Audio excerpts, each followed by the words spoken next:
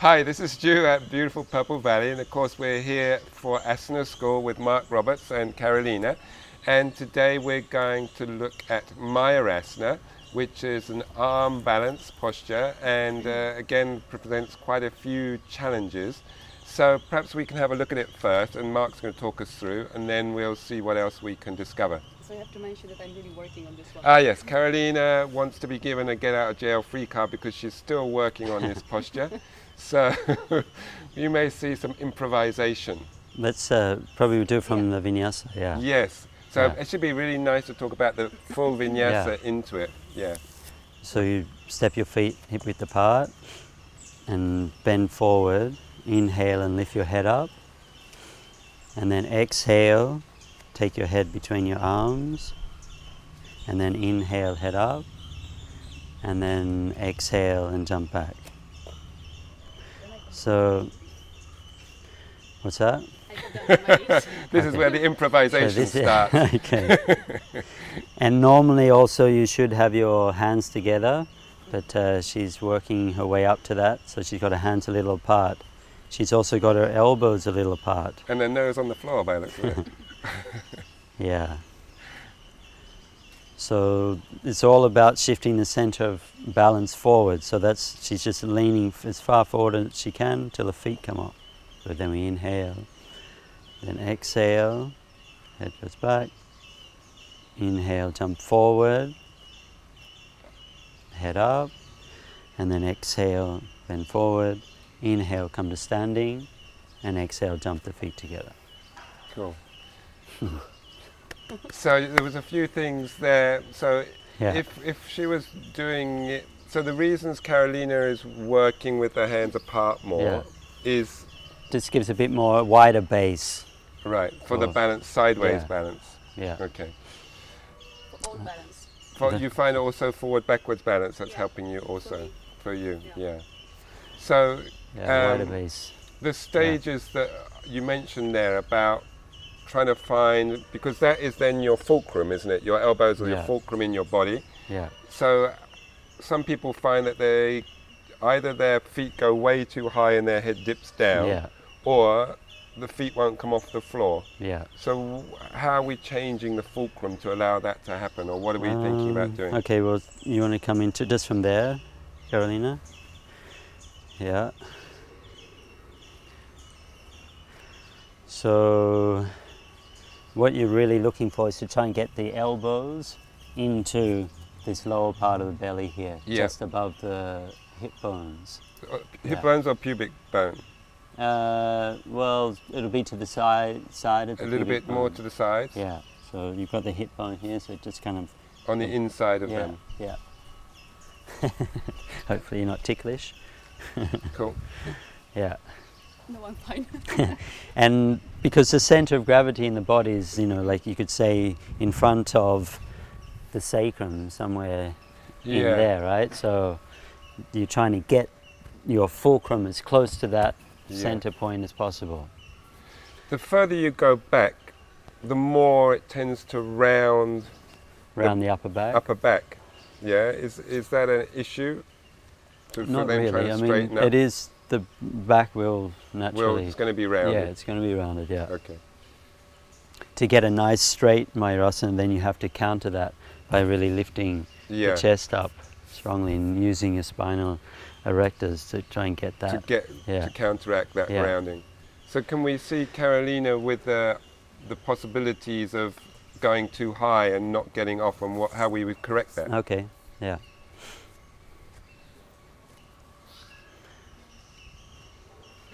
I have to adjust. Yeah. So she gets in. So this is a good way to start, like with the head on the floor like this. Okay. And then, so she's going to lift the head up and start. So her feet are stuck to the floor. Yeah, so this is what happens to most people. So what has to happen here to get that is she's got to shift her weight forward, forward, forward.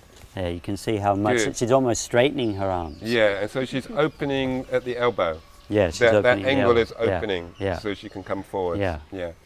And what happens when people's legs are too high like that and they're more like at this angle? Yeah, so, yeah.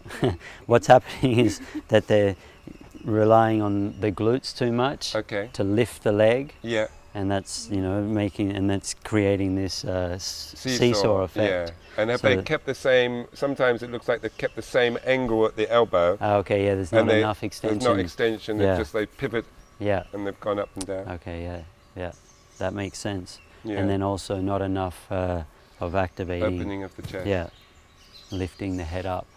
Yeah. You You want want to try? No, you should. Okay. You're doing it well. So we're looking at the foot up option and how we would correct that. Up option. Yeah. Although I have seen it also done Yeah. like that. Yeah, that's another variation. Some Yeah. people prefer it like that.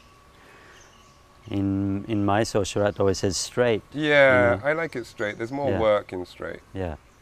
So this often happens. Yeah, That like that. often happens. So she has to lift her head up, head up, head up, head up. Yeah. That's it. And hold it there. Head up, head up, head up. That's it. Good. Yeah. So you have to use your spinal erectors more Yeah, rather than just like using the seesaw action. yeah. Yeah. And there's a stability issue sometimes sideways as Oh, well as yeah. front to back, isn't Yeah. there? So what can we do to create that So sewing up sort of thing? Well, one thing is what she's already doing, taking a wider base. Okay. Because you're supposed to have hands and elbows together, which makes it easy to fall off to Either the way. side. Yeah, so taking it wider gives a bit more stability. And with the legs? But then if you do that, you have to put your invisible shield on so that nobody sees that you're doing that. So you get away with it. And then with the legs? And the legs have to be like tight, squeezing the glutes, squeezing the legs, everything squeezing. And like squeezing the Yeah. whole inner thigh Yeah, down to the foot everything, all the way like together. the leg has to, everything just has Okay. to be tight. So you have to make your legs like one. Yeah. Yeah. And can we now see you go through the process without the head coming down and the wider grip? Okay. Yeah. A wet ground.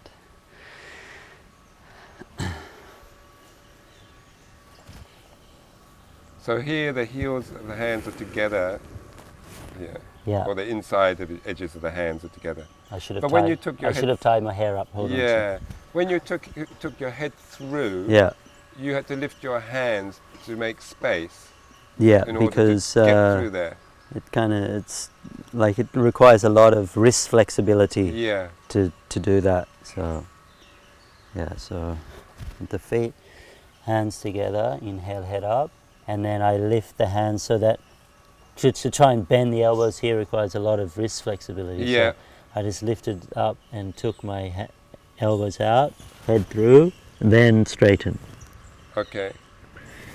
And then again, inhale, head up, hands down, and bend the knees, still getting that angry cat And before you position. jump, Yeah. what angle are you trying to get with the hands? Are you trying to get the heels of the hands parallel with the front of the mat, or as they are now with a slight sort of seagull shape? I would say this is what feels comfortable. Okay. That feels too much like hyperextension of the elbow. Okay. And also I can't keep this part of the hand touching. Touching. So to keep that part of the hand touching, I have to, A little bit Turn of in a a little V. bit, Yeah. yeah. Okay. Cool. which feels better anyway, because then I can press more through the thumb. With the thumb. Yeah. And not so much extension at the wrist. Yeah, not so much like that. Yeah. Or not so much extension also of the elbow. At the elbow also. Yeah. So head up, bending the knees, getting that shoulder stabilization. The exhale, jump back to a high plank position With feet together. with feet together. And then from here, you have to lean forward and start that curling process. So this So- is like the angry cat again. Yeah, exactly. Angry cat, because that's going to allow me to get my elbows into the lower belly. Yeah. So I've created that. Then I lift the head. So try and get that lift first. I shouldn't have had so much for breakfast. Fruit salad's coming back. And then you lean forward. Strong legs. Am I straight? Yeah. And Soles of the feet towards the ceiling. when you land back, sometimes you end up not jumping far enough back. So Okay. Too you're in an far over. awkward sort of up dog. So make sure you jump further back so that when you land here, the shoulders are over the wrists. Nice, So yes. you can inhale. And then exhaling into downward dog from here is again a little awkward. So I actually just lift one hand up, take my head through, and then press. And then again, get the hand out. So that, everybody will be different as to Yeah, I their suppose depending wrist on the flexibility. carrying angle Yeah. at the elbow maybe. Yeah, and then inhale again, exhale. Inhale, Inhale exhale. all the way up. Great. And I see some people go into it. I think you did. Yeah, you went down onto your knees, Carolina, didn't Yeah. you? Yeah. So Is it- that's a good preparation, Yeah. going onto the knees. Some people do it like this. Yes. So they're like that, bring the knees right around and then try and get in like this. And bring the top of the head down, then walk one foot back, then the other, then lift the head up, then lean forward. Yeah. And then come out. Yeah. Yeah. And so how do they wean themselves off of from that to the next stage? Because sometimes it seems like quite a big jump, doesn't it? But it's actually not, it's only a psychological thing, isn't it? Because once they do it, they find that it's not such a big deal after all. Yeah. I mean, yeah, sometimes someone shouting at you can Do the trick. Yeah, so wean we you can have off it. we'll make a audio of Mark shouting that you can download just whenever you need it. Or, just have to go step by step. Yeah. When you're ready, In and stages. it changes, yeah. Yeah, that's great. Cool. And just one last question. When Yeah. with the feet at the back there, when you're in the lifted position, Yeah. quite often whenever we're lifting our legs when they're together, there seems to be a tendency for the soles to want to come together a little bit like this angle. Are we also Okay. thinking of flattening them out to face the ceiling, or are we just being picky? So, yeah, ideally, the foot should be like something like that, Like that. and Okay. then you would point the feet like this. Nice. So you'd be trying to be like that, but then with the Up the other way. Yeah. say shoulder stand, it might be a better way to, or if you were like this, right? Yeah. So the soles of the feet together, and then point the feet, and then curl the toes Nice. like that. Yeah. So Okay. you're still getting that line of energy coming through the inside of the foot, Yeah. yeah, rather than Then just that being happening. this Yeah. happening, yeah. Which tends to also bring the thighs apart too, Yeah. doesn't it, when that happens? Yeah. But that's, almost another subject. In itself. Yeah. I mean, yeah, quite often you're just happy to be up and then happy to get out of it before you fall on your stomach or That's off right. out the side of it. That's great. Thanks, guys, so much. Yeah. So that was Mayurasana, and as part of that really sort of quite physical section towards the sort of latter third, isn't it? Yeah, of it's the- it's part of one of the core section. postures. Is it? So Yeah. one of the ones that would be a stumbling block. Yeah, Yeah. one of the gatekeepers. Gatekeepers. Yeah. Yeah. Good. All right. Good. Yeah. So see you guys next time. So